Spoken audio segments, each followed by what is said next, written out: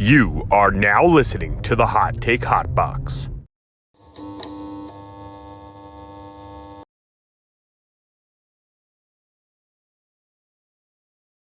Welcome to the Shoulder Strikes MMA Podcast.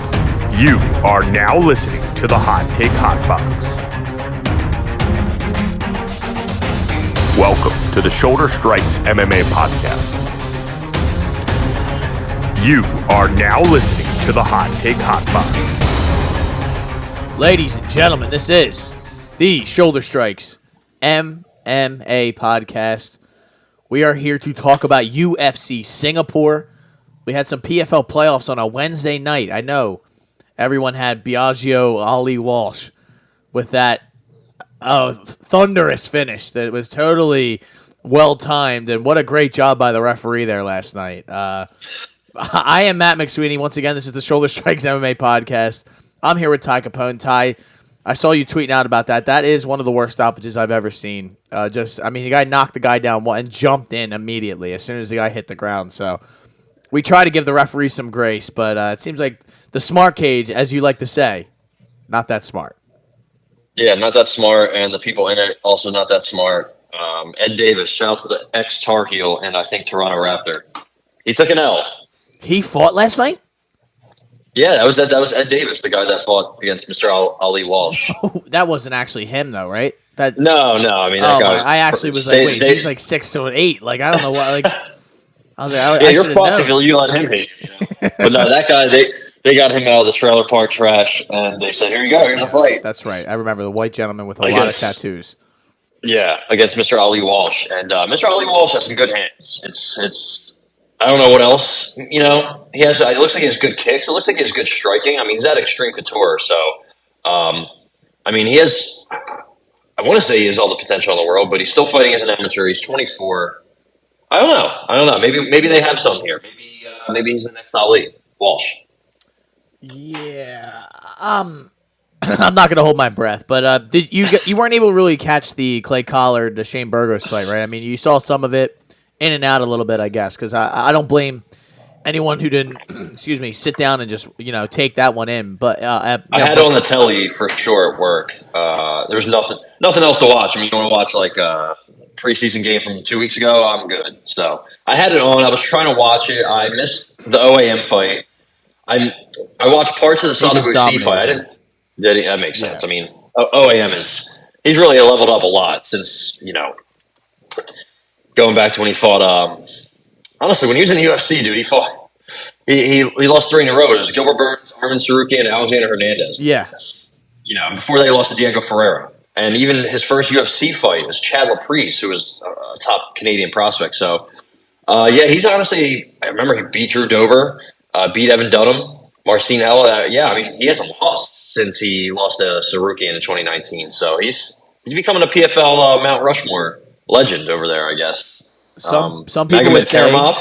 Some people would say, man, the Michael Jordan of PFL, who has been taken from. I thought that was Lance. Was Gibson. that Bubba J? Lance Gibson. He's not there or he's not really the guy no more. So it's who knows?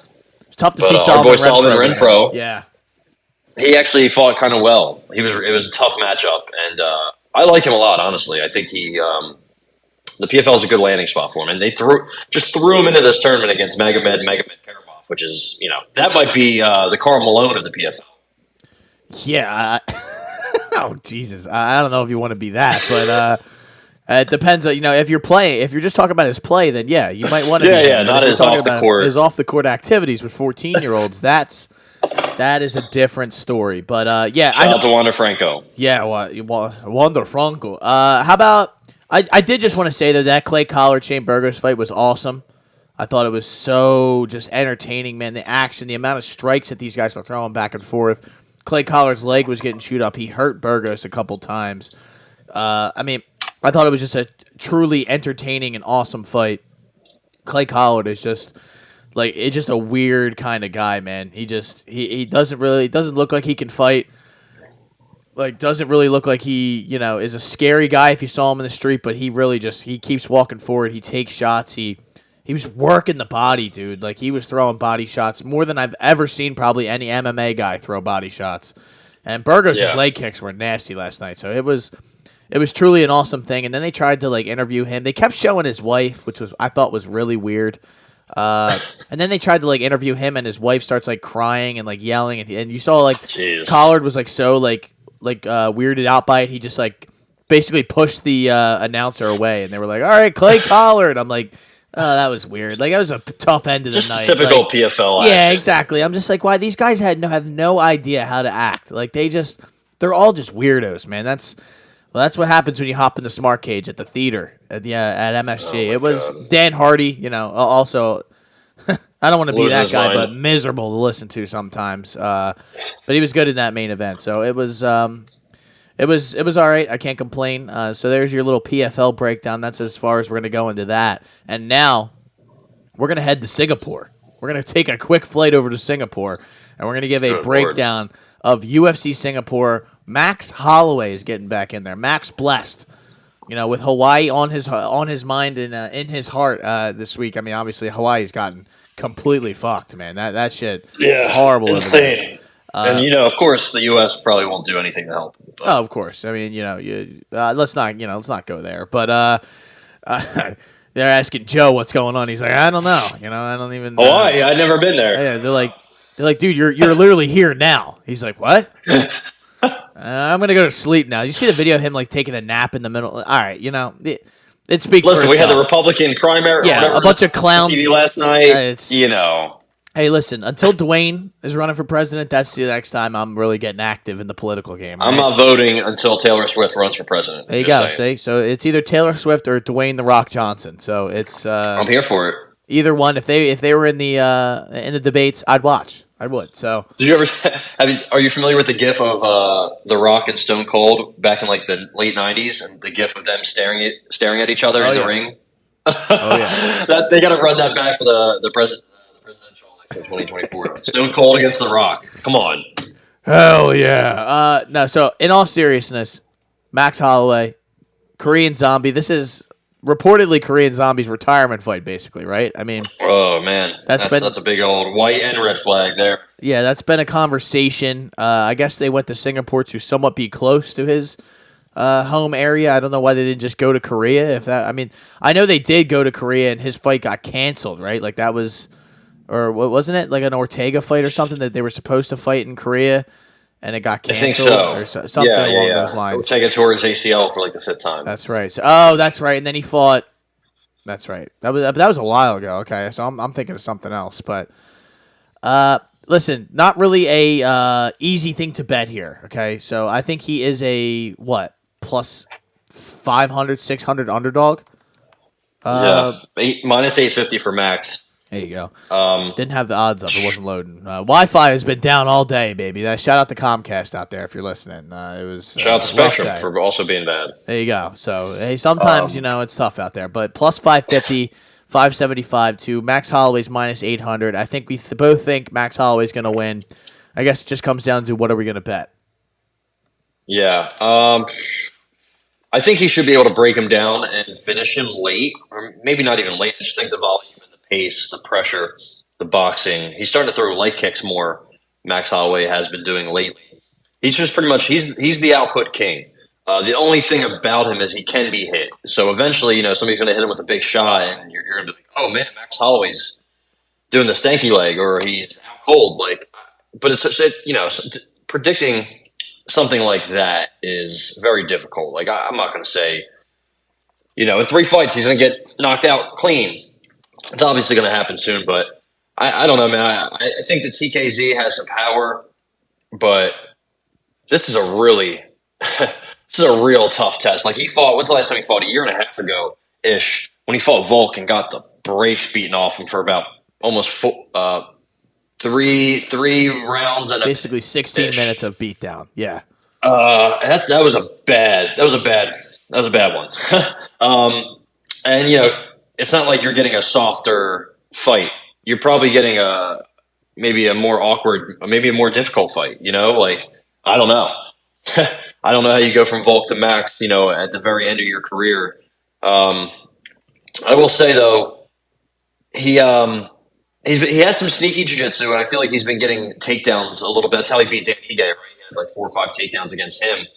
So, I guess that part of his game he's working on, but I don't think he's going to be able to do anything against Max. What's Max's takedown defense? 84%. Like, who's the last person to take him down? Yair Rodriguez? Volk? Frankie? Yeah, and Dustin? even Volk couldn't keep him down, and you would think that would be his. None of them can. No. So, like, I just think it's a very straightforward fight, unfortunately, for the Korean Zombie. I think he's cooked in this one. I don't really see a path to victory for him. But he's pretty much just going to have to counter strike and hope to catch Max in between shots. But it's going to be really tough to do, man. Again, he is easy to hit, or he's not hard to hit, I should say, Max. What's he absorb? About a little less than 5 per minute significant strikes, and he lands 7.16, just insane output. TKZ has a negative striking ratio, so I just think he's probably cooked here.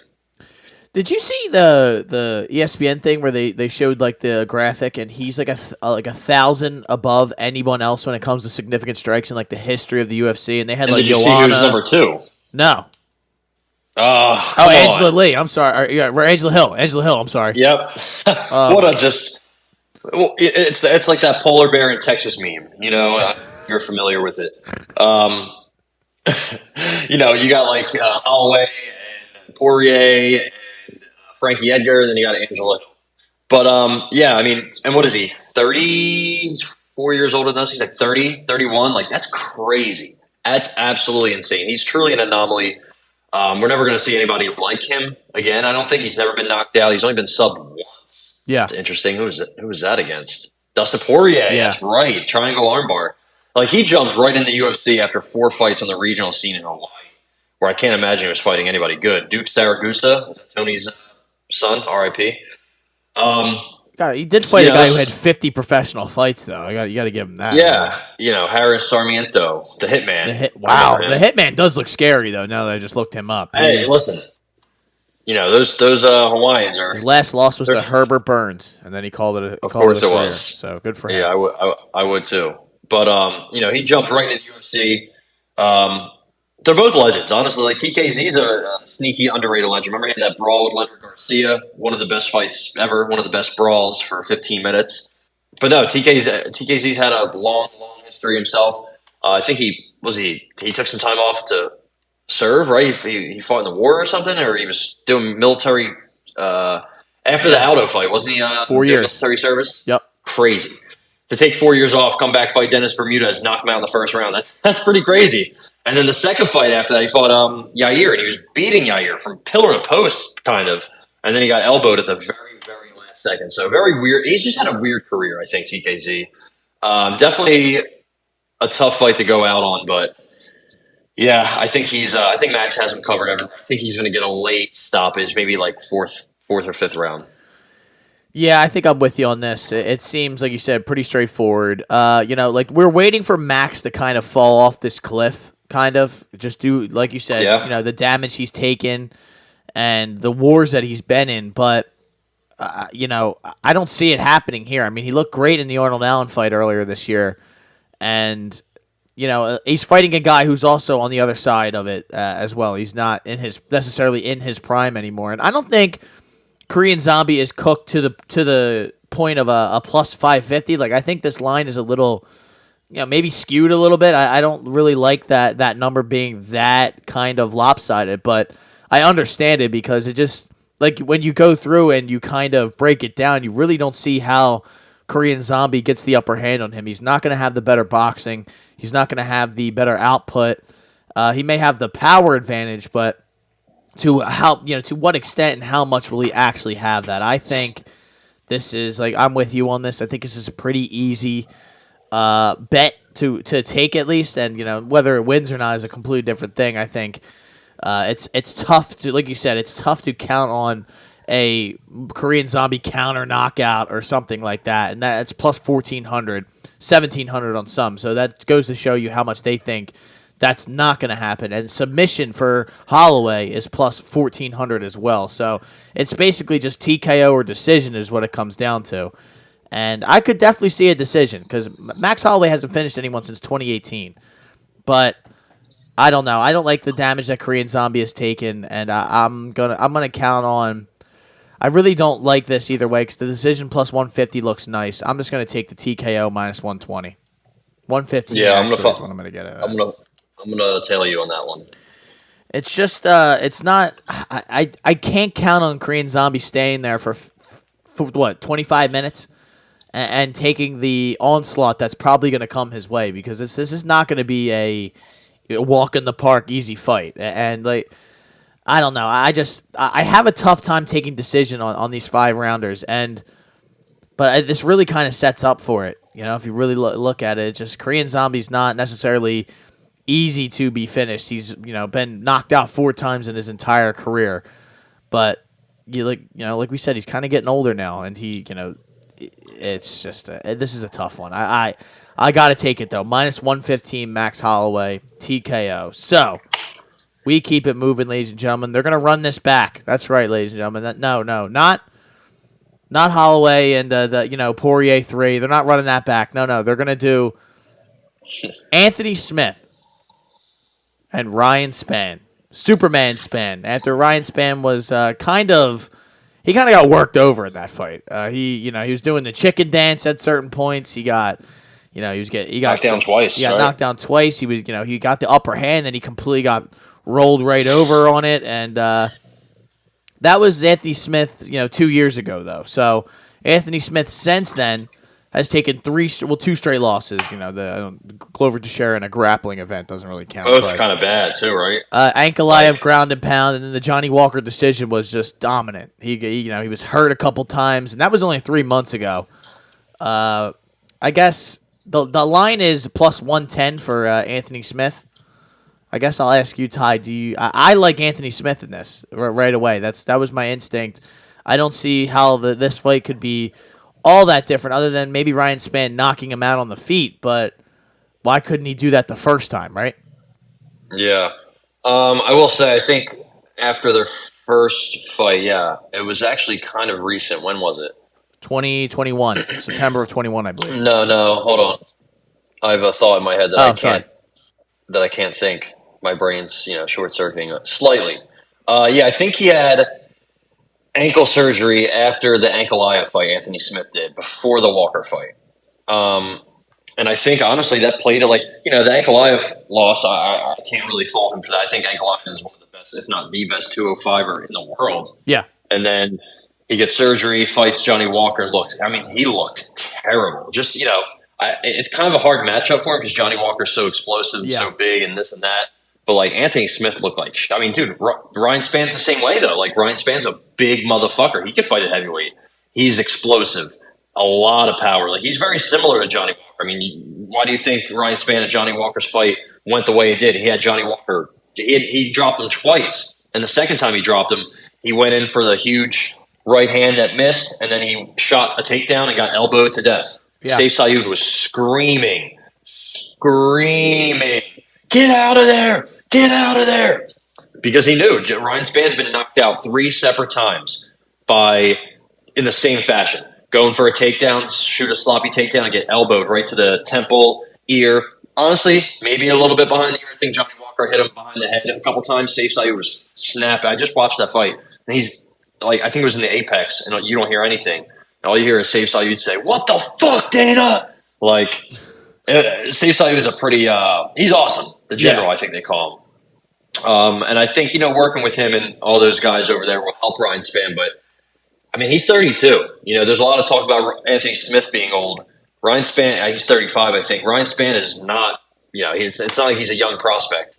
He's 32. I think he turns 33 tomorrow, actually. So happy birthday. Happy birthday. Let's get a win, huh? The Krylov fight, I don't think I hold too much against him just because I think Krylov is a tough matchup for literally everybody because he's so weird. Such a weird fighter, He's good at everything but also bad at everything. It's very odd. But I don't think his power can be diminished here. You saw what he did to Dominic Reyes, knocked him out with a counter jab. Knocked him out cold. And I know Dominic Reyes was probably cooked until then, but nobody had done that to him until that point.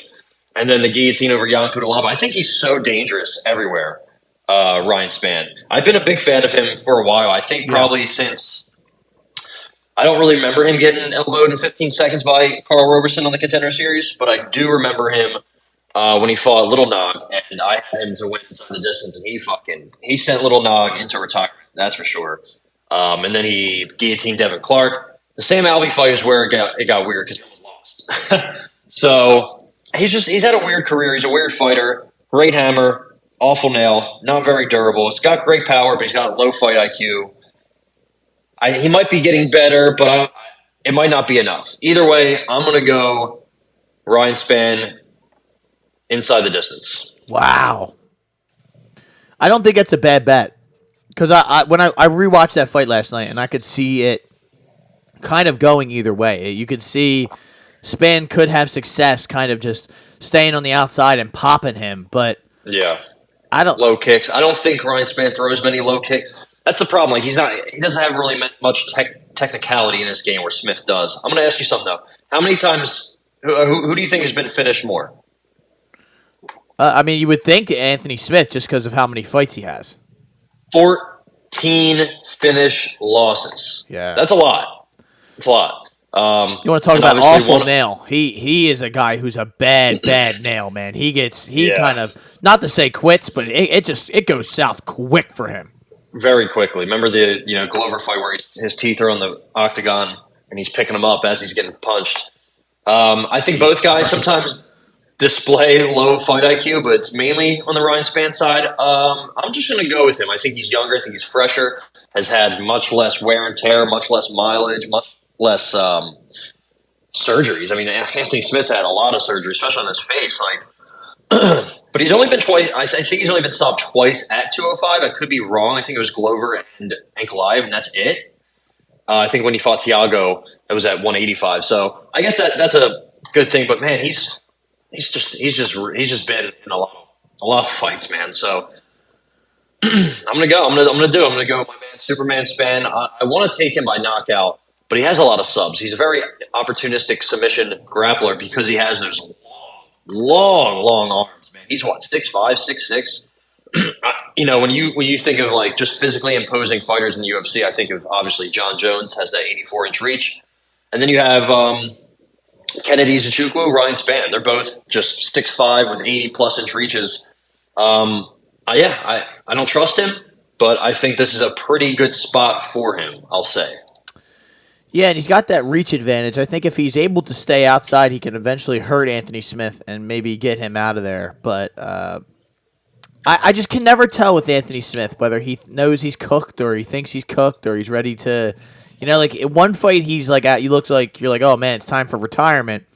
And then, he comes out and he looks like an animal against a Devin Clark and a Jimmy Crute, or even that Ryan Spann fight. He looked like a whole different guy. He's yelling at Ryan Spann after the finish and shit. Like, where's my respect and all that shit? Like, they're both a little weird. Like, Ryan Spann will he's the type before a big fight, he'll put all his social media accounts on private, right? He doesn't want to hear anybody shit talking him. Like you said, Anthony Smith kind of takes people's words and holds grudges, it seems like. So they're both very similar in different ways. I don't know how to explain it, but I think this is going to be a good fight. I think the under is probably juice, but I think that's a solid play. Or maybe you just want to parlay the fight does not go the distance. I don't know. Either one should probably work. What is that? Now that I'm thinking about that, fight doesn't. It's got to be like minus 400. Oh my god, it's minus 650. Yeah. All right, so I'm gonna go Anthony Smith money line plus 120, and that is just gonna be based off the fact that I think somehow he finds a way. I think. Him being an analyst and hearing him talk, you can obviously tell he knows what he's talking about. He's a high IQ, I guess, and sometimes it's not able to play out just because he doesn't have maybe the physical, or he just gets kind of just cracked and shit doesn't go his way. But I think I just can't get that last fight was not that long ago, and I think he's somehow, like you said, he had that ankle surgery. And he's had more time to kind of, recover from that. It's kind of hard to just, the first time out there, I can't imagine fighting after having like a banged up ankle right away to just, get back in there and have a fucking fist fight in a cage. So I'm going to go Anthony Smith, money line. I just think he finds a way. I could see a submission again, kind of. Let me see what that is, actually. Oh, boy. Plus 460. For Anthony Smith submission.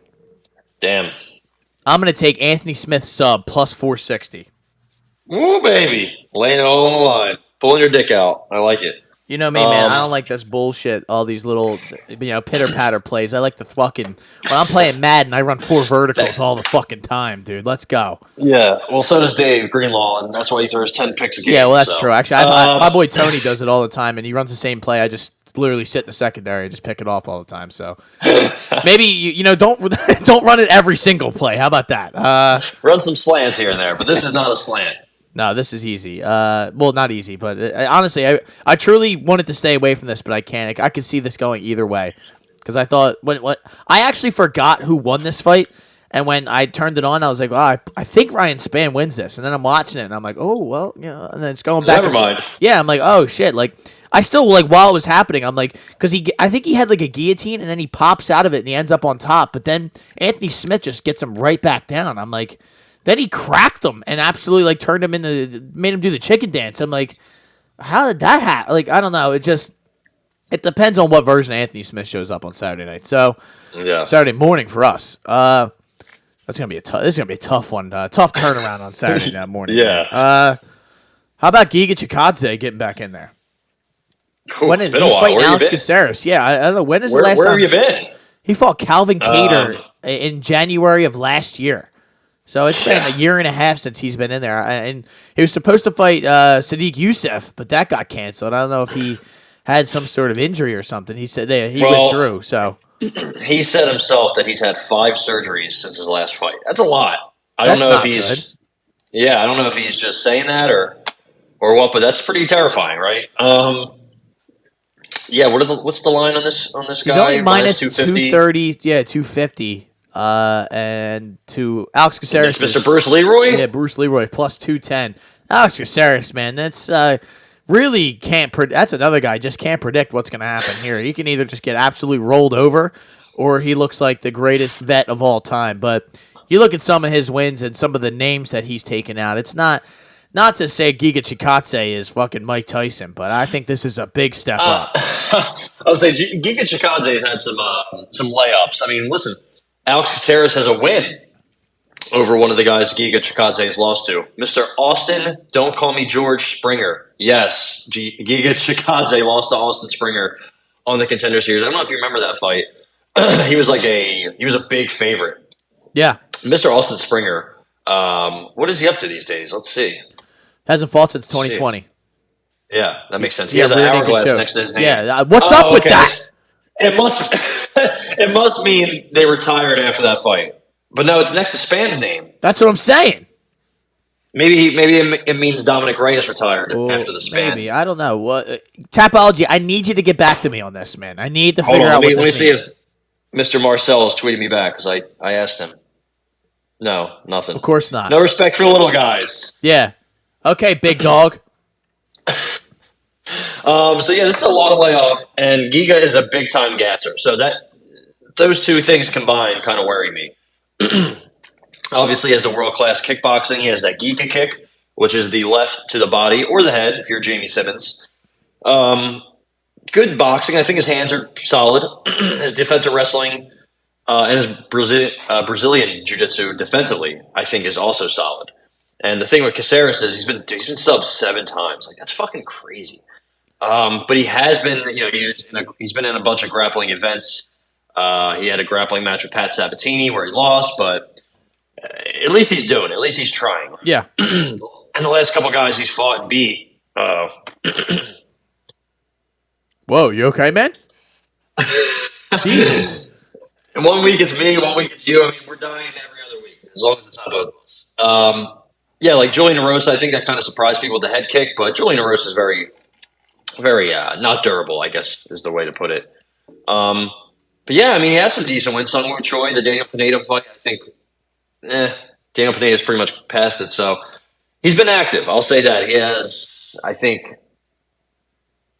Yeah, he's got like what three fights since the last time Giga was in there. So, and he was in there with Sadiq Youssef. He went the distance with Sadiq Youssef in a decent fight. I mean, he didn't win. He wasn't going to win, but still, I mean, he outstruck him. He got a takedown. So, yeah, I don't know what to think of Giga. I've never really known what to think of Giga ever since that Contender Series fight where he got exposed. Even when he fought Brandon Davis, Jamal Emmers, they had success taking him down. He hasn't really fought any wrestlers since then, which is kind of good, I guess. Tailor-made for him. I don't know if I'd even consider Caceres a wrestler at all. I mean, he can get a takedown now, but very weird fight.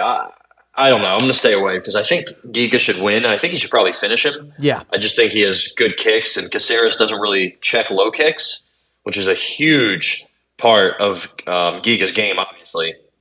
So, but yeah, Caceres has that awkward, weird karate striking style, but he has like no power. So I don't think he's going to be a threat on the feet. I don't even think he's going to be a threat on the ground. So I don't know. I think Giga should have him covered all different ways, every facet of this fight. He's also younger than Alex Caceres, which is kind of crazy. Caceres 28 fights in the UFC. Tampa also, that's kind of crazy to me. So yeah, give me Giga, but I do not have any kind of bet on this fight. I am going to take Chikadze TKO plus 340. And this was my bet that I saw last week when I looked at this. I said, that's the one I'm taking. I just think it was the perfect thing for him after he outlasted that Calvin Kattar fight. If you guys remember, he took a beating in that Calvin Kattar fight. Like, it was ugly. And it's good. I think it's good that he took the amount of time, even if he didn't have to, or, his surgeries, whatever. I think it's good to just let his brain rest for that long to kind of just, reset, come back. He's fighting Alex Caceres, who I think is going to, at some point, will probably try to take him down. But I think if they stand at distance for any sort of time, Alex Caceres gets hurt during the, I think even during the Daniel Pineda fight, he got cracked and wobbled at some point, if I remember correctly.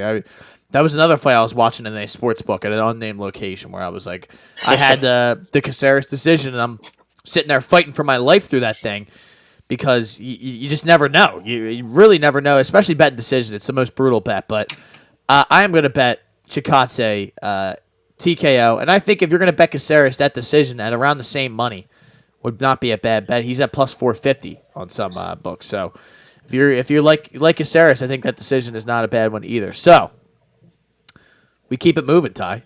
We have a Rinya Nakamura versus Fernie Garcia, a 135 battle here. A Japanese gentleman who I believe is coming off of a win against another Japanese gentleman, which is that's a new one. So I think this is the first time he's pretty much fighting a guy. Where was the last time they fought? Was this?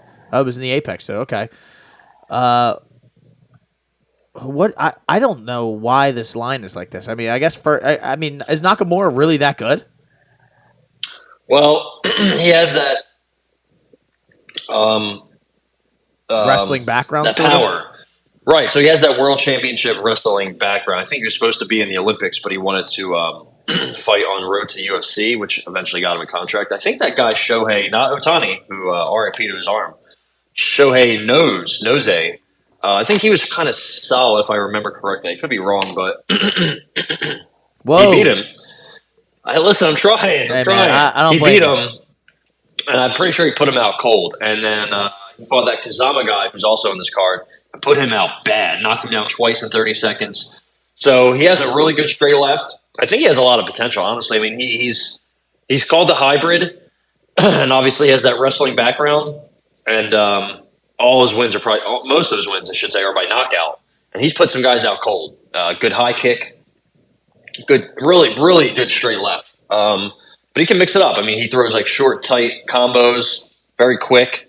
I think he might be the biggest Japanese prospect ahead of or behind Tatsuro Taira. I'm not sure how to rank them, how to rank either of them. I don't love Taira. I think Nakamura has a more all-around game, but he's just very green, very raw. Obviously, he's only fought 7 times. And, he's taking on our boy Fernie. My boy, he follows me on Twitter. I don't know if he still does. So that might mean I have to pick him. I don't know. I might have to take a shot on him. You can't pick him. I mean, you're being honest. You cannot pick that gentleman. I will say, though, he does have good hands. Like, all he wants to do is box. That's all he wants to do. He's not going to wrestle. He's not going to throw kicks. He's not going to do anything. So, obviously, we saw the Brady Highstand fight. He got taken down 3 times, and he got held down for like 10 minutes. I think the same thing happened in the Journey Newsom fight. So, with that being said, if Nakamura keeps it standing the whole time, you never know. I do think he's quicker and probably has more power, but if you're going to fight the other guy's fight, not very smart. Also, Fernie Garcia, much more experience. Maybe not much more, but more experience. Even before the UFC, fought in LFA. Joshua Weems, he fought in the Contender Series. It's a name, not a big name, but still. Took a bunch of losses as an amateur, so he's paid his dues to get here. He's lost 2 in a row, so I think this might kind of be a layup fight or a get right fight or whatever you want to call it for Mr. Nakamura. I think he knocks him out, or he has 1 submission, so I don't even know how good his jiu-jitsu is. But once you take Ferdy down, he's not getting back up. So I think Nakamura TKO is probably the correct call. Most of them he has in the first round, so I guess it could be interesting if this fight gets extended, but I'm not too worried about He's Mr. Fernie. minus 122 for TKO. Inside the distance is minus 300 on DraftKings, which is insane. So that's not bettable. Unbettable. The submission is plus 350, which, like you said, though, he's not really a submission guy, it seems. Although it could happen. I just don't buy that happening. I'm torn between going Nakamura wins in round 1 plus 100 and the TKO, and the fact that Fernie's never been finished in his career. He's a lot of unanimous decision losses, so he's not easy to get out. So I imagine he may survive that first round, and he probably eventually gets TKO'd. I would assume. I imagine his jiu-jitsu is not horrible, so I'm gonna go Nakamura TKO minus, I believe, one. It's at 122, so I'll go 125 because I like the nice round numbers. Not doing this 122 stuff. So Nakamura. What do you think about? Go ahead, sorry. No, you're good. I was just gonna say it again. Nakamura TKO. What can you get Fernie Garcia TKO at? Oh, good question. Just asking for the friends. Plus 1,500. Ooh, I'm thinking about taking a small shot on it, but I'm going to stay away. Put it in the Tesla parlay. We have not heard from the Tesla parlay in a minute. The Tesla parlay has been recalled, which, like many of Tesla's, like many of Elon's masterpieces, it's been recalled. Yeah, it's in the lab, still being cooked up. But yeah, I mean, it's a possibility. I just think that there's a possibility that Mr. Nakamura falls in love with his hand. I mean, I don't know if you remember when he fought that Kazama guy, but they just stood and threw hands at each other for 33 seconds. If you're gonna try to brawl against Fernie Garcia, I understand that you might be better at that, but like that's his only path to victory. You know what I mean? Like,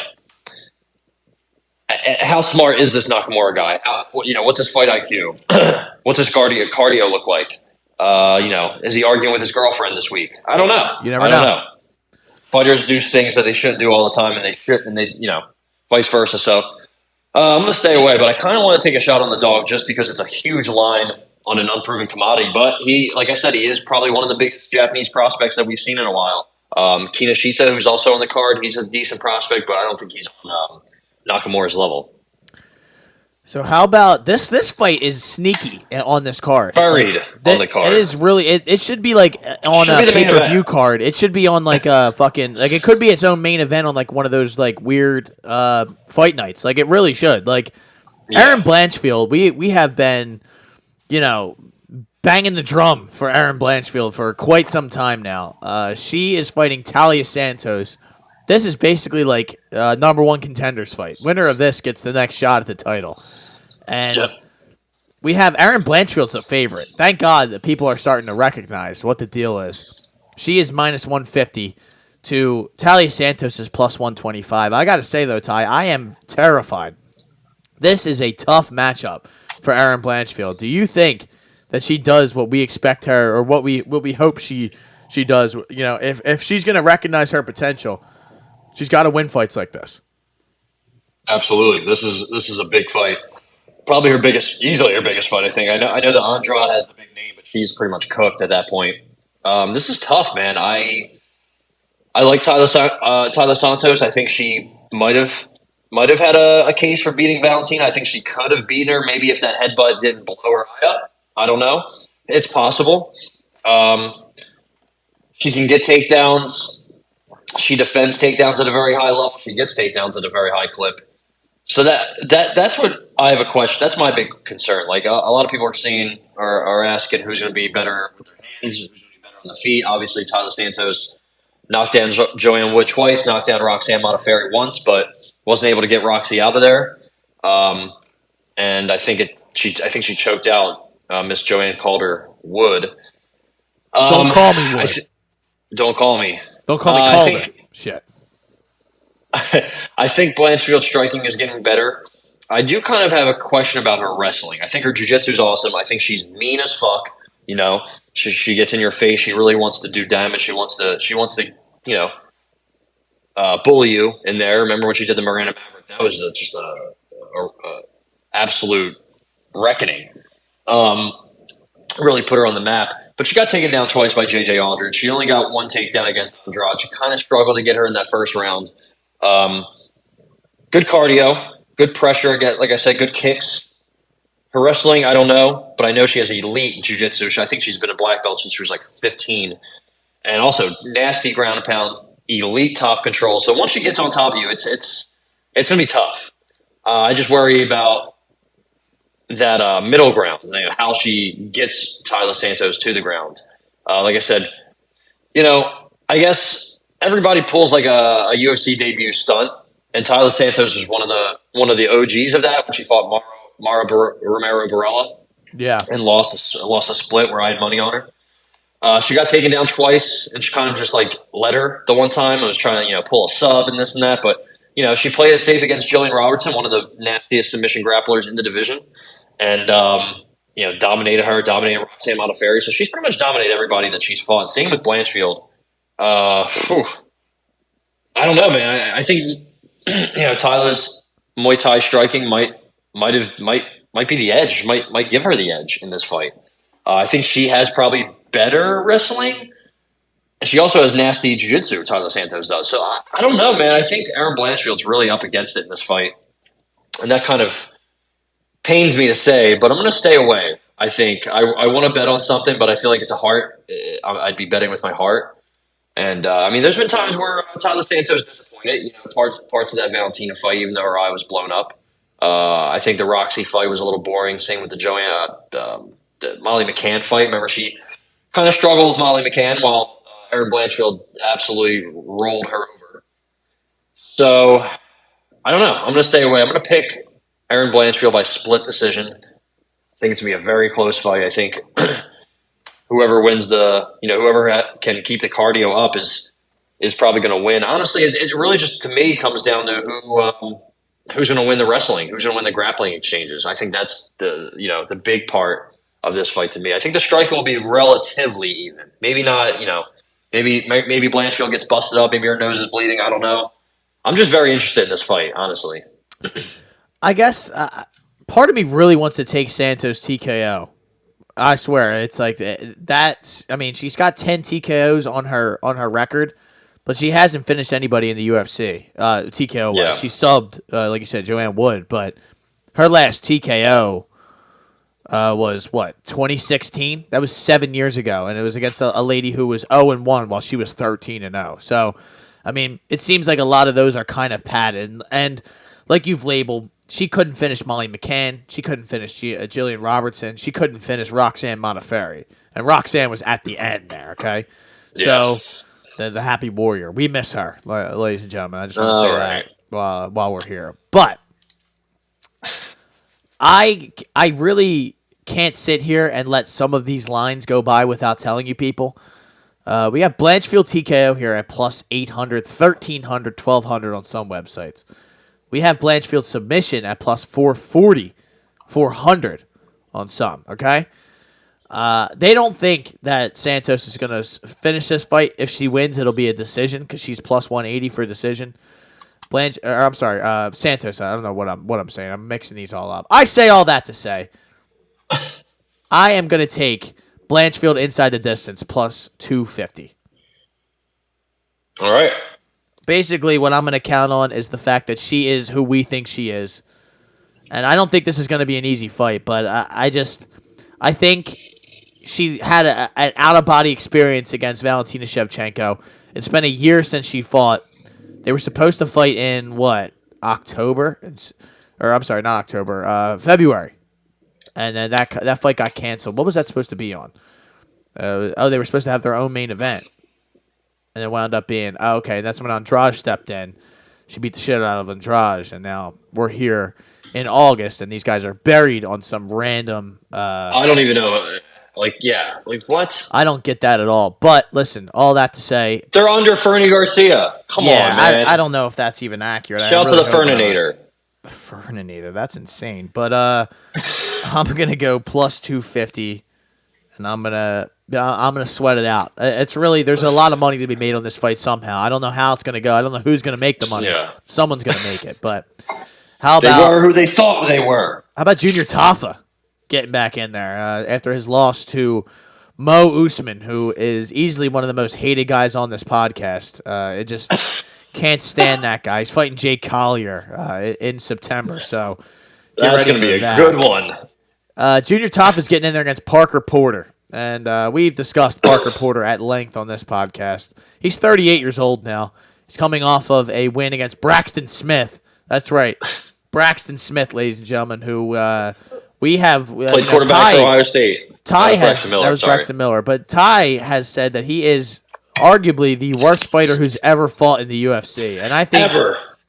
I think there is an argument to be had there. So... And Braxton has not gotten back in there. Hope he continues or resumes his MMA career soon. But Junior Tafa, weightlifting, whatever he does, but the beautiful monster. Junior Tafa is a. I'm sorry, this says Justin Tafa on here. Is it Junior Tafa? All right, so maybe it's Junior. He fought Justin before. Okay, so it says Justin Tafa on the website, but it's Junior Tafa is minus 145 to a Parker Porter who's plus 120 on here. I guess I don't really see. What does Parker Porter do? Take him down? Is that going to be the route to victory, I guess? And he kind of just, do what Usman did. Parker Porter's decision has always been a lock in the past. I know he kind of did us wrong, but, can he keep up that same pace that Mo Usman did? I don't know, man. I mean, look at their physiques, right? And look at their age. I think Mo Usman's not that young, but Parker Porter's 38. That's up there. Also, Parker Porter has been decimated by Junior Tafa's brother, Justin. So we're going for the brother sweep here, and I think Junior will fulfill it. Junior Tafa, also known as Pascal Salmani Milo. So I don't know where Junior or Tafa came from, but regardless, I think he's going to absolutely smoke Parker Porter. Power kickboxer. Tafa's also good in the clinch. Honestly, the Usman fight, he was much better on the feet before he got taken down. He stuffed a bunch of takedowns, but also he got controlled for like 12 minutes. So that's the real concern. Also, his cardio is not great, but he hits hard and he's a pretty good closer in the fights that we've seen. He also has a couple of boxing matches. So I think kickboxing, Muay Thai, boxing, he's pretty much done a bunch of it. He's one of those newer age Mark Hunt type guys, and I believe Mark Hunt took a bunch of New Zealanders under his wing like 10 years ago. I think it was the Alberg, both Tafas. I forget who else. The other bloke. But a lot of them kind of fight the way he does. And I'll say, man, it's funny that Cedric Doumbé can't fight in the UFC at 4-0, but Justin Tafa could at 4-0. So just funny to me, but. It is what it is, and I think this is a tailor-made matchup for him. I think Parker Porter is kind of just average in every single facet of the game. Remember, he fought Alan Badeau and couldn't even finish Alan Badeau. Didn't even have that fight like close to finishing, and Alan Badeau is one of the worst heavyweights we've seen. They also got outstruck by Alan Badeau. So, remember, Chris Dawkins also beat the fuck out of Parker Porter a while ago. So, I mean, there's just that's not a good luck. Just look at his wins. Chase Sherman, Josh Parisian, Alan Badeau, Braxton Smith. That's like the lowest of low heavyweights. He's like a little bit above their level. And even in some of those fights, Josh Parisian was outstriking him here and there. So anyway, there's not really much analysis to be said in this fight. I think Junior Taffa smokes him early, and I'm going to go Junior Taffa TKO. Yeah, I'm going to go Taffa round 1 TKO plus 250. Sounds good. I like it. I was going to do that. Yeah, I'll do that too. All right, love it. Round 1 TKO is plus 250. I just think if he's going to do it, it's got to be done quick. And I don't think Parker Porter will really present any defensive issues. Like for him to get to him, it's just going to be, is he going to push a wrestling or a takedown? And I don't really think that's really Parker Porter's thing. I mean, unless I also think Junior Taffa will be able to stuff the first. I think he did good against Mo Usman for a little bit. It just kind of he stuffed Usman was 2 of 13. So I mean, and how big and physical is Mo Usman? That's a big dude. Like Parker Porter is just he struggles to make the heavyweight limit because he's got some blubber, as you like to call it. Yeah. Mo Usman is just fucking filled with goddamn iron and steel. So I think this is probably an easier matchup for Taffa. I think they want to they don't want him to start 0-2 in his career and kind of want to push him and his brother. So I got him here heavy. I think he walks through him like nothing. I don't blame you, and I'm with you. So round 1 TKO plus 250, lock it in. How about let's get it. Toshiyomi Kazama? How about that? I skipped one. Shit. Whoa. Salsa boy. Whoa. Not to confuse. This is one of my favorite fighters that I've ever seen. Waldo Cortez Acosta, WCA, as some of you know him. Salsa boy. He's getting in there against Lucas Brzezinski, who, I mean, this guy is a walking fade machine. So the thing is are we going to fade him this weekend? That's always the discussion. He's got 2 losses back to back. He lost to Martin Boudet, which is horrible. Very questionable fight or lost. But he did. And he lost to Carl Williams, who has kind of shown that he's not a bum, right? I guess we could. That's the nicest compliment I can give somebody who I don't really believe in. That he's shown he's not a complete bum.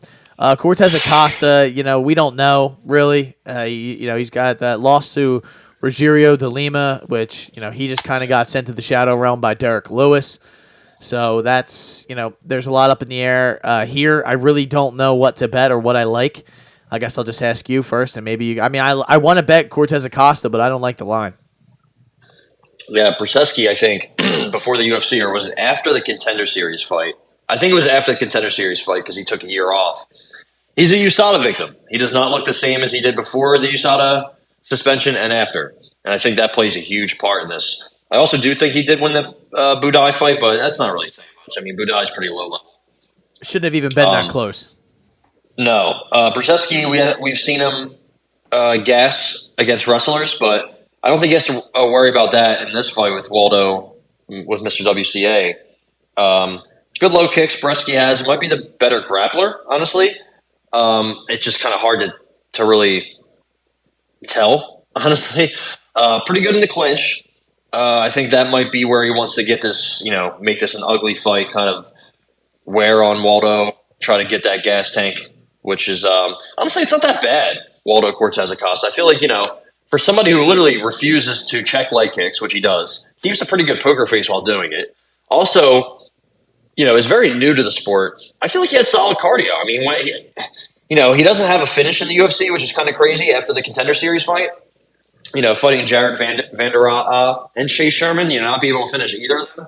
Kind of a worry, but he outstruck them both easily. And, he's kind of low volume, low pace, kind of just sits on the outside, moves around a little bit. Kind of reminds me of like a heavyweight Sean Strickland, the way he's just calculated.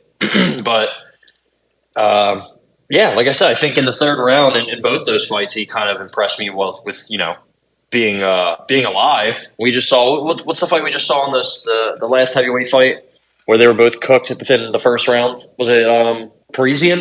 Didn't he just fight somebody and get smoked? Was it Budai? Yeah. Right? No, yeah, right? Yeah. I think so. I think Budai just beat the shit out of Parisian. He put him in a Kimura. Yeah. And after like 2.5 minutes, both of them were just gasping. And, Waldo Cortez, at least in the third round of a fight, is not dead. So I can give him that. It's just, he has a good jab. He's probably going to be the heavier guy. He usually has to cut to make 265. Really good jab, good boxing, low volume. His takedown defense is getting better. He's a pretty tough, durable guy. At least he seems like it. I think he has some holes, and there's going to be some matchups that obviously I think the Rogerio de Lima matchup was a perfect fade spot, and I think there's going to be possibly more. But I don't think this is one of them. I don't think Lucas Brzezinski is very good. He's usually like 230, 240, so I think Waldo is going to have about 30, 40 pounds on him. And, I think he's just going to be able to outstrike him at distance. Maybe he loses the round due to being taken down, but I don't think Brzezinski is some world-class wrestler or grappler. So, give me Waldo Cortez Acosta. I want to take inside the distance to see him get his first win inside the distance in the UFC, but no bet. No bet here. And I think that's smart, but I am going to have a bet. I am going to take Cortez Acosta decision plus 150. This kind of lays it out. Brzezinski didn't get finished in the two of those losses, and Cortez Acosta hasn't finished anyone. So I'm just gonna count on that being kind of the norm for this. He hasn't been finished either. He didn't get finished by Rogerio de Lima, which you could easily say he's outclassed in that fight too. So I think both these guys are tough. Like you said, they both have pretty good cardio. I'm going to count on them hanging around. Of course, it's heavyweight, so this is a tough bet anytime. But now to my boy Toshiomi Kasama. How about Garrett Armfield? What do you think about Garrett Armfield? I know you have said before that he could be the next John Jones. I don't know how I felt about that when you said it, but Armfield's a minus 165 favorite to Toshiomi's plus 140. I'm just proud of myself that I could say Toshiomi, so I'm going to keep saying it over and over again. Not that hard to say. All right, it's not. But I mean, hey, these foreign gentlemen, I have a tough time saying their names sometimes, so I try to. It's true. Try to celebrate it when I can. But what do you like here? I mean, seeing Kazama's the silent finisher, his kind of record here. And it seems like he gets finished, man. And he, not only finished, he gets baptized. Yeah, he gets brutally knocked out, it seems. And he was brutally knocked out just 6 months ago. And Garrett Armfield, I don't remember what his last fight was. It was David Onama. I think. And that was kind of on short notice, if I remember correctly. It was kind of making his UFC debut. And I think was he up a weight class? Because this is at 135. And that was at 140, I'm pretty sure. And also, David Onama is like 6'1". Armfield's like 5'5". Yeah, he was kind of outmatched in that. I would say, and I don't hold it against you when you can't really, you're getting outbodied by some guy who David Onama is no joke either. So yeah, I say all that to say I'm going Armfield inside the distance plus 150. I want to take. I don't know much about Armfield. I don't think any of us do. He does have a loss to Mr. Matteo Vogel, who I believe is fighting on the contender series at the end of this month, next week, right? Yeah, against Timothy Kuamba, Twilight Timmy. I think I'm going to fade him just for that nickname. We could be very well seeing Mr. Vogel in the UFC. So also Armfield, I forgot he fought Onama as an amateur. Also lost to Ronnie Lawrence. Like his losses aren't bad at all. No. And he was supposed to fight Jose Johnson, supposed to fight Christian Rodriguez, so he's somebody that's about it. He's not backing down from anybody. He's not scared of anything. Also, I think he has a collegiate wrestling background at Missouri State. Shout out to Mo State.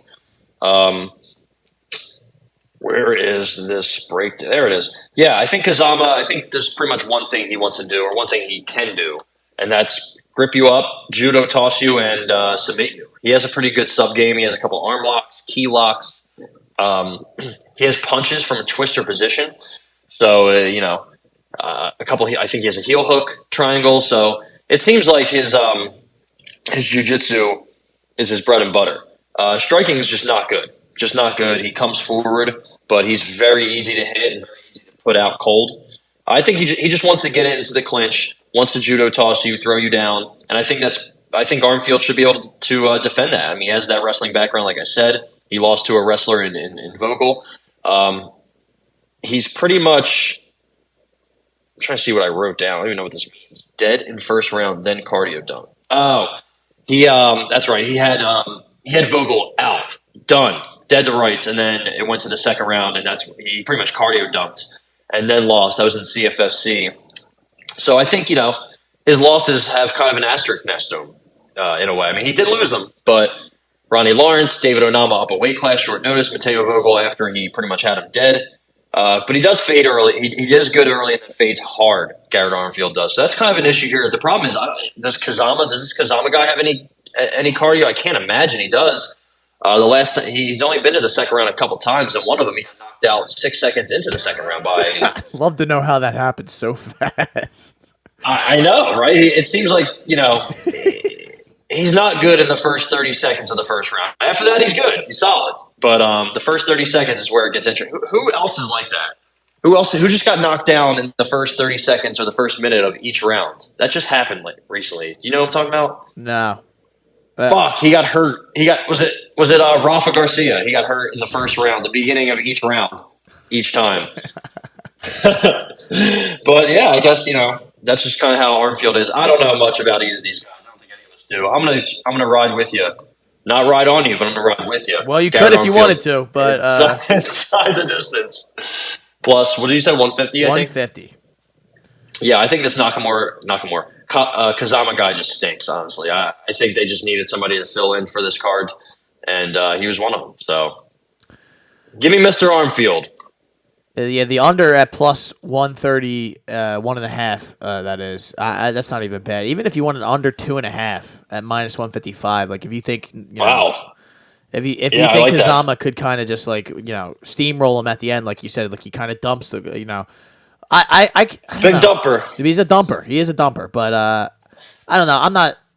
I'm just gonna say I like what I like. So I really like Armfield inside the distance here. How about Chidi Njoku? Getting in there against Chidi, that's Chidi Bang Bang to you, okay? He's getting in there against Olajaychuk, which is not a good, I wouldn't say not good, but not an easy matchup for anybody. Also buried on the card. Yeah, another one. And they have this like right down the middle, minus 110, 105, slight favorite towards Olajaychuk.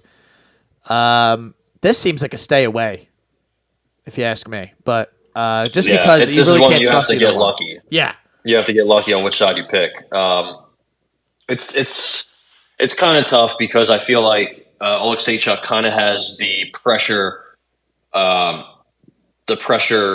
style that gives Chidi some problems. Or like when he fought, I guess the Barrio fight is not an example. But if that Marc-Andre Barrio fight got extended, I feel like that would have happened. That would have been like the Daria fight and the RoboCop. The RoboCop fight. Yeah. Pretty, tough matchups for Chidi. Also, I think, he did something his brother couldn't do, and that's improve his defensive wrestling and grappling. He hasn't, he's not great, but I will say he's gotten better. I think also Chidi, what did he try to do? He tried the sub. He tried to, against Dusko Todorovic, I think he tried to like armbar him or something, and I was like, oh, brother, that's not your bread and butter, man. Let's not do that. But then he elbowed Dusko into oblivion, so... Yeah, he's just a good sniper from the outside, and I think that's obviously what he's going to have to do in this fight. It's going to be tough. Olajaychuk's going to try to close the distance, but he's a lot bigger than Mikhail. 6-inch reach. I think he's a couple inches taller, and obviously he's just. He's a solid fella. He's pretty yoked. Also, if you ever hear him talk, very intimidating. Yeah, he's voice. got a smooth, sultry voice there, dude. He literally could be a voiceover guy. I think DC was saying it the one time. He's 100% right. But yeah, I think Chidi has some good Muay Thai. He's got elite power, but he's just low volume. And I think, once you take him down, I think he's kind of a bit of a front runner too. I think, you take him down a little bit, get him out of his comfort zone. I think that's pretty much how you get that quit to come out of him. I think he does have some quit inside of him. Olajaychuk, tough L against Caio Bahayo, but he did okay while he lasted, I thought. Just that guy's good, too.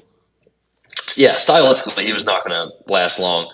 But I remember when he fought Cody Brundage, he had a good reversal, and smoked him after that.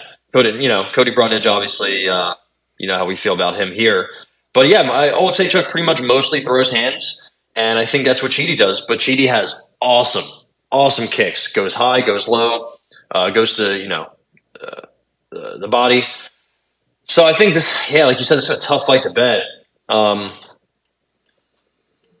more you lay it out, though, it seems like it kind of plays into Chidi's game. Like Oleksiejczuk's going to stand there and want to bang with him.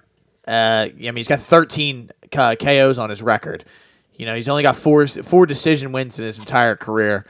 Been submitted 4 times. So it seems like both of these guys really don't like the ground. Not that they can't do it, but it's like they're just – this is going to be a stand fest. And I'm going to imagine Chidi has more of the firepower in his hands than Oleksiejczuk. And that's not necessarily a slight. It's just kind of a genetic this guy's Chidi just throws heat, man. And he's knocked plenty of people out. Good knees, good elbows, good kicks. And he's he has a 6-inch reach advantage. I'm sorry, not to say, but I think that's going to be a big factor. Yeah, I agree. I'm going to go. Man, it's crazy. Oleksiejczuk's only been knocked out once, and I know. It was like way back in the day against Marcin Gortat. No, Marcin Wachik. I think this is just Oleksiejczuk's last. I mean, look at who he's fought. Who has knockout power? Kyle Bahayo, Cody Brundage, Sam Alvey, Dustin Jacoby, maybe Shamil Gamzatov, Modestas Bukauskas, Jimmy Crute, OSP. None of them. Godzamorov, Antigulov, Gian Vellante. I mean, Jesus. So I'm gonna go Chidi by knockout. I'm with you.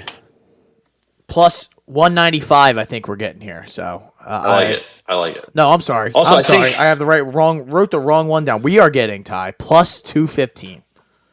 Wow. Honestly, if you want to play both sides and bet both of these guys to win by knockout, I think you'd be able to make money. You would. You would. I mean, you wouldn't make a ton of money, but you would be in the green. So if that's what you're about, I think that's kind of crazy though. I wish I couldn't find it on here. I like the result of the fight to just kind of be knockout.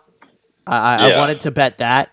Come on, DraftKings, what the fuck? Yeah, and it's kind of hard to find on FanDuel too, but they don't have any of the props up for this. But if you get that, ladies and gentlemen, I would bet that. But I can't bet that on here, so I am going to bet that TKO plus 215. And I am going. That's Horgwash. Yeah, that's we got to get Connor on this because he would have a big issue. He would start dropping voice memos and what the fuck, FanDuel? How about they're not allowed to mention FanDuel though? They're DraftKings strictly. I don't even use. It's crazy. I don't even use DraftKings. Allegedly. Yeah. But how about Song Kanong?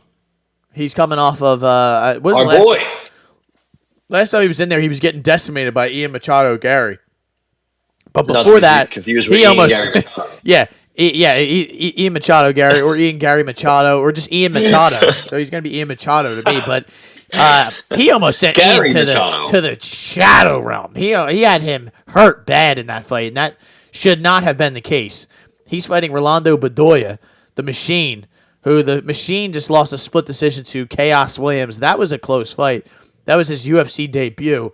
I imagine they kind of set this up as a somewhat of a bounce back sort of situation here. He is minus 298, 300.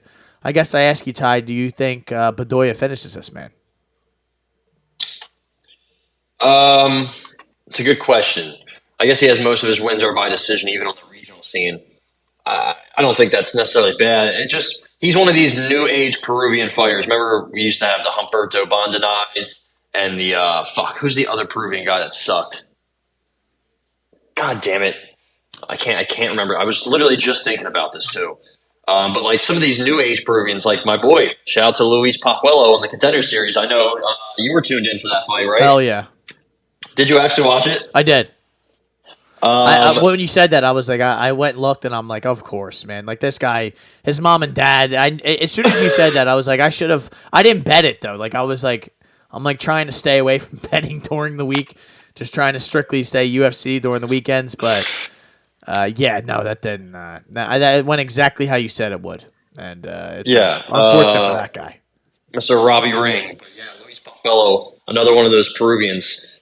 just tough as nails, and actually has a well-rounded game. And like Rolando Bedoya in his UFC debut, fighting Chaos Williams, who's a big boy, just tough matchup, honestly. And he landed 71% of his significant strikes against Chaos Williams in the third round. This is where I was really impressed. 65 strikes landed in the third round of a fight that was, just a grueling pace that they're just firing bombs at each other over and over.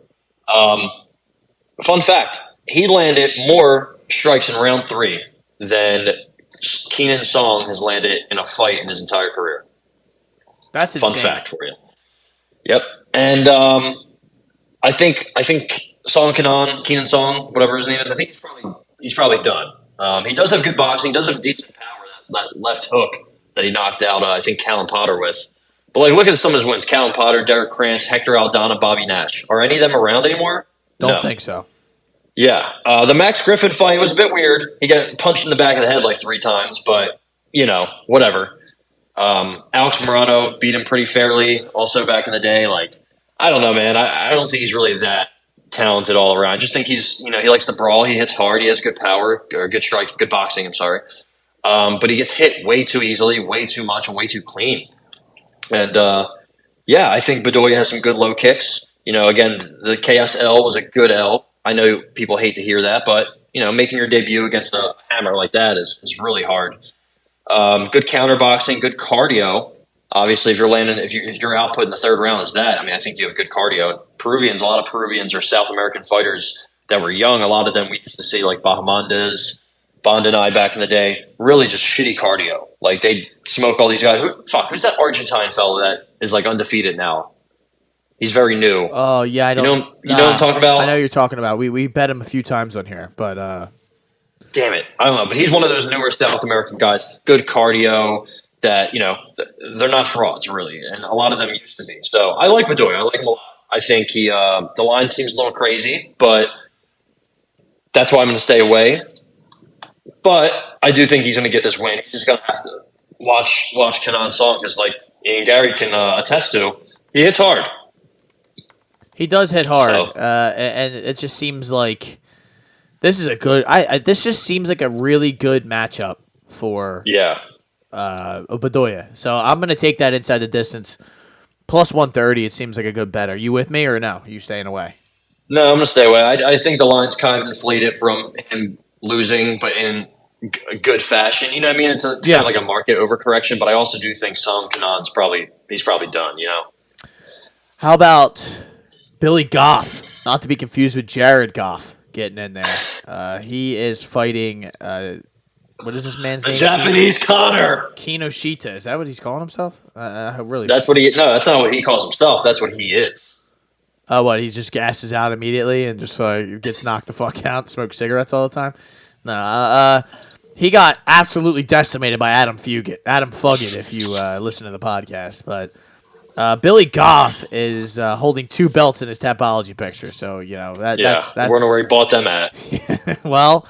Actually, now that you asked, I believe an organization gave them to him. They handed it to him and said, "Here you go, kid." He's 25 years old. I believe that's either CES, I think, is what he won those belts at. CES, which I don't know what that stands for, but I think it's Cage Aggression Series? No, Classic Entertainment Sports. Oh, that's not good. But it's kind of stupid. It's a stupid name, but. Listen, he's fighting Kinoshita. He is a favorite in this. No, he's an underdog. I'm sorry. He's plus 115 to Kinoshita's minus 135. I really don't know much about either of these gentlemen other than Kinoshita getting killed. Billy Goff's young, and I just really don't know. So do you know anything about these guys? Should we stay away from this? Yeah. Billy Goff likes to get punched in the face and drop to the ground, I think. That's not good. In this contender series fight against Shimon Smatrowski, the assassin. I think he's the Israeli guy. Also, Israeli fighters, big fade. That's the new auto fade. They are on auto fade, dude. That guy got killed the other day on the contender series. On the contender series, I had a parlay, and all I needed was him, Mr. Anarov, to win, and he got fucking armbarred within like 20 seconds by Mr. Zachary Reese. So and once I saw the Israeli flag, I was like, God damn it, it's over. It's over. But and that's that Smatritsky. That's that fella. He actually has a win by illegal knee since he last fought Mr. Billy Goff. Tough. Yeah, that's a good win. But Billy Goff, striking defense, what can you say? He doesn't really have it at all. He's really just a junkyard dog. He's good in the clinch, got good elbows. I think, he's probably the better grappler here. Kinoshita getting mounted, rather easily by Mr. Fuckit.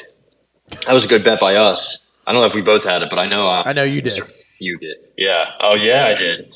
Kinoshita, the thing with him is he's got some good kicks. He's got that left hand power like Connor. He's very young, so people, I think they're both. No, Jared. Billy Goff isn't that. Oh yeah, they're both under 25 or under. So we're gonna get some sloppiness in this fight. I think both. I think Kinoshita's been at Kill Cliff for a while now. So losing your debut, it is what it is. It happens a lot. Like we were talking about Tyler Santos' debut jitters. Like Rolando Bedoya didn't win his debut. Even though he looked good, he didn't win. Kinoshita didn't look good and lost. So, I don't know, man. I think Kinoshita's cardio and grappling is really kind of weak. I don't know, man. I think Billy Goff gets him out of here. I think he's just going to have to survive early, which is going to be tough. I'm going to take Billy Goff money line because I don't know. He has some decisions. Actually, he only has two decisions. Doesn't have any subs. Yeah, so I don't know. He's lost by doctor stoppage by a cut before to a 0-1 fella, Mr. Jonathan Picogram, who was only 1-1 in his career. Never fought after that, so that's good. So yeah, I think Billy Goff is kind of guy got lucky and said, "You know what? I'm never getting back in there. I'm done. I'll retire on top." I don't know. I don't know what either of these guys are going to do after the first round. I don't know how they're going to look in the first round. I'm just going to go with the underdog. I'm going to take Billy Jared Goff plus 125 to beat the Japanese Connor. Money line? Mm-hmm. Yeah, I think I'm with you. KO but I don't know. I'm gonna just go money line. Whatever happens, happens. Yeah, I just got to. I want to stay away, but I also can't. Every time I think I'm out, they pull me back in.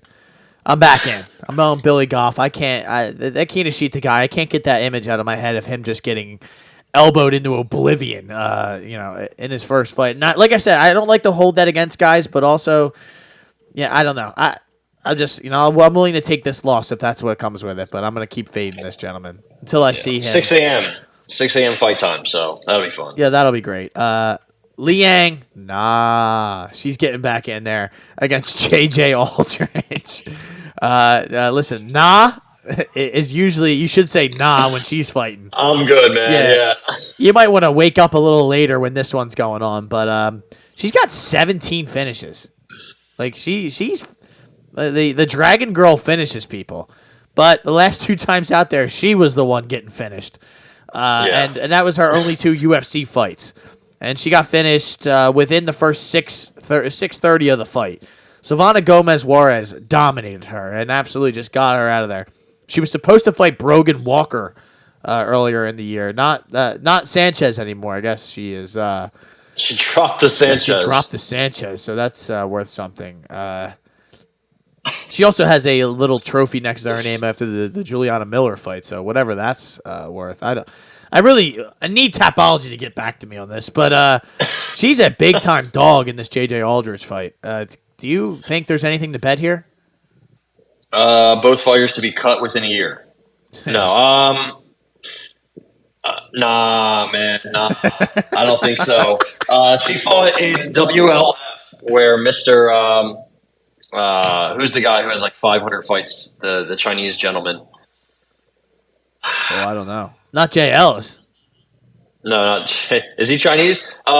He's black. No, WLF, I think, is a pretty bad organization. So Na Liang also fought, oh man, I have to say her name again. Yan Q-Hu. Oh, not this again. Dude, this shit's going to have you in hell, bro. Q-Hu Yan. That's tough. Ki-he.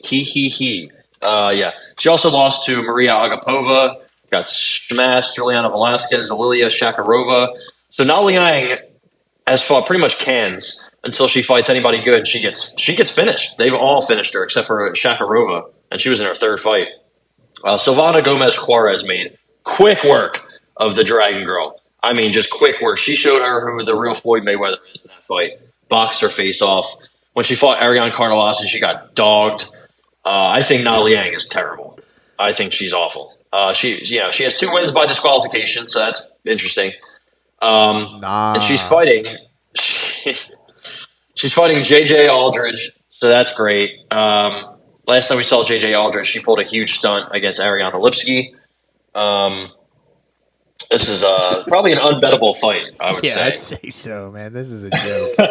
I mean, do we take JJ Aldridge by finish? Maybe, but who the fuck is she finished besides like her breakfast? And I don't even think she. I think she set. I think she set her breakfast back. So, Yeah, stay away, ladies and gentlemen. Stay away from this fight. 5:30 in the morning. Jeez, I would bet that this fight is not good, subjectively. yeah, I'm willing to take that bet. Stay away. That's all I'm gonna say. I don't even know what else to say. I mean, JJ Aldridge has like decent southpaw boxing, but she's so low volume. Yeah, she's kind of like Parker Porter, not in a different way, not physically, but she's kind of just average everywhere. Yeah, that's a wild comparison there. But wild comparison. I know. She doesn't have the gut that Parker Porter has. Yeah, I'd say so, dude. I don't know. Just, stay away. Take the over in this fight. Take the over. Stay away, dude. Go do something else. If you're up this early, I think I'm going to set the alarm for 6 o'clock, and I'll check in there. I'll watch those two fights later.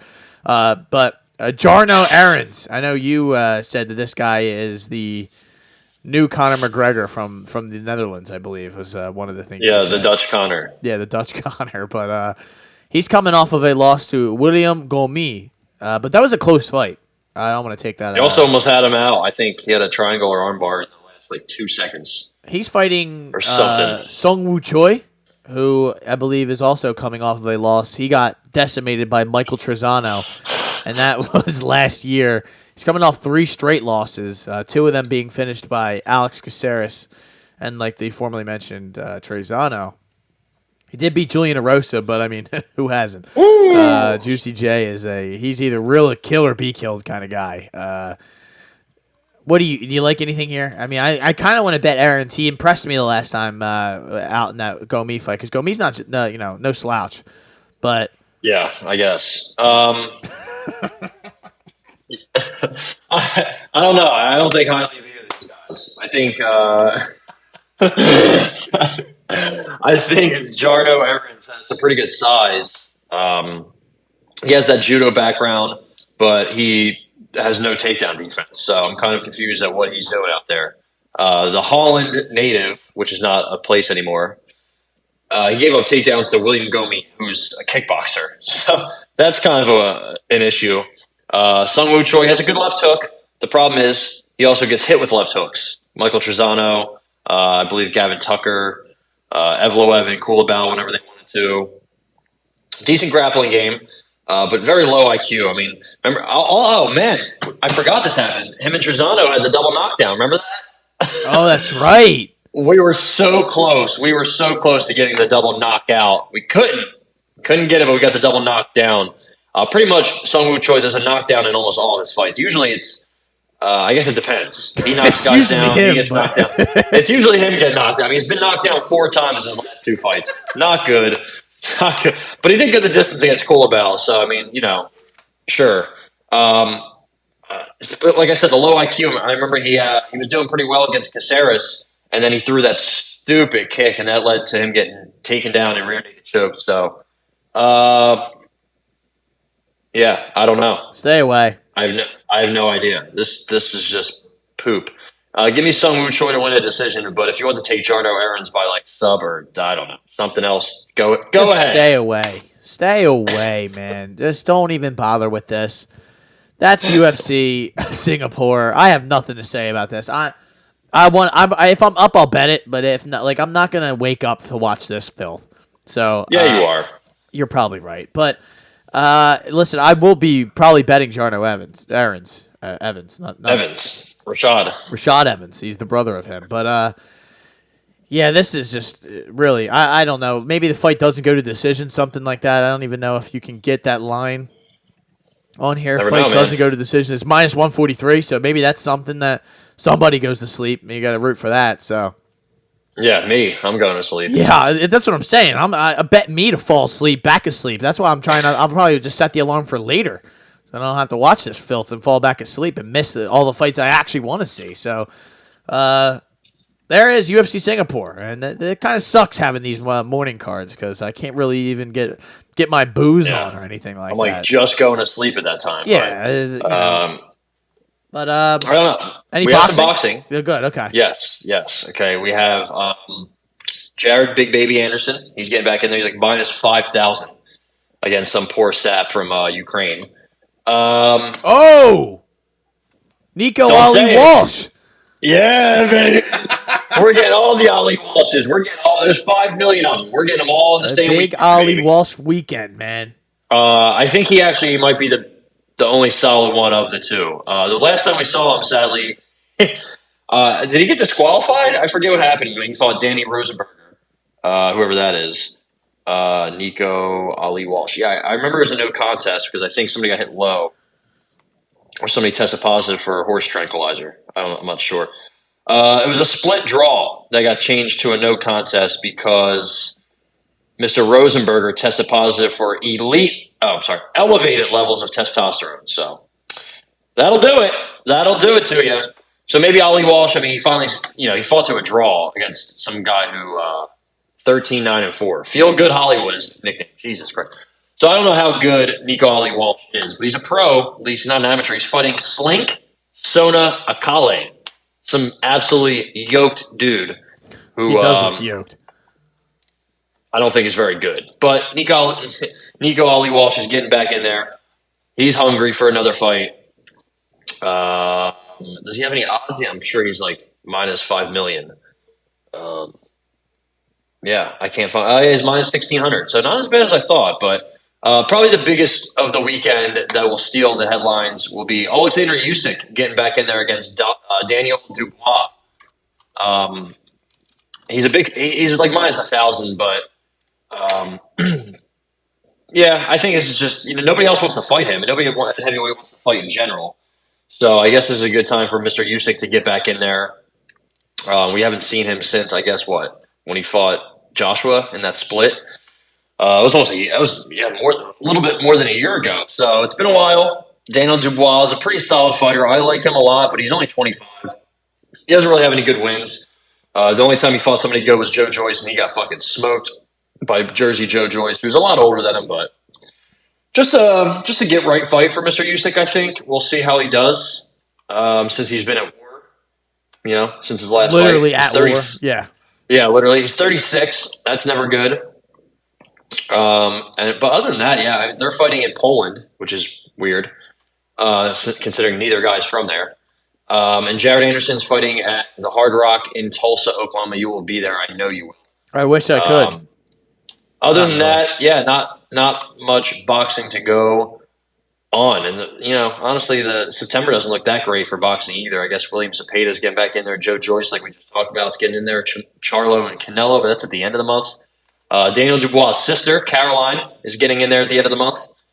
So, yeah, we'll see. I think Usyk should probably win. This will be like 5 p.m., I think, on DAZN. If you have DAZN, it's actually not on DAZN. It's going to be on ESPN. So there you go.